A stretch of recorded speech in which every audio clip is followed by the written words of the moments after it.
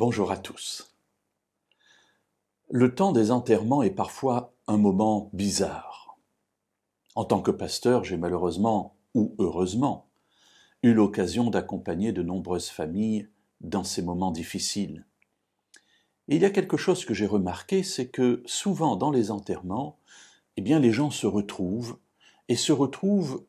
autour d'une tranche de vie liée évidemment à la personne qui est disparue ou liée à son entourage, et va trouver dans ces moments-là l'occasion parfois d'une réconciliation, d'échanges, de retrouvailles.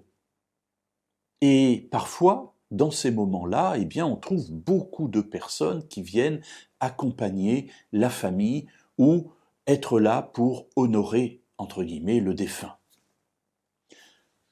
Dans la Bible, il y a un épisode qui nous est rapporté et qui reprend un petit peu cette idée dans le premier livre de Samuel, au chapitre 25 et au verset 1. Samuel mourut.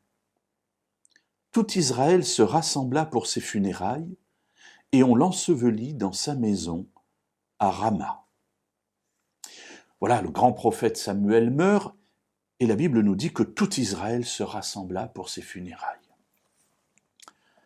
Les amis, j'aimerais vous inviter à réfléchir à une chose.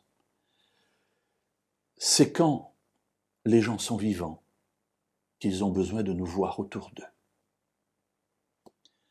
C'est quand les gens sont vivants qu'il nous faut aller vers eux pour trouver éventuellement le chemin d'une réconciliation, d'un pardon à donner ou à rechercher. Mais ce n'est pas lorsqu'ils sont morts. Lorsqu'ils sont morts, les choses sont finies pour cette personne. Alors vous me direz, oui, mais pour la famille alentour, c'est important. Oui, bien sûr, c'est important. Mais pourquoi ne réfléchirions-nous pas à la manière de faire cela du temps du vivant de ces personnes, plutôt que d'attendre leur mort pour accomplir cette œuvre?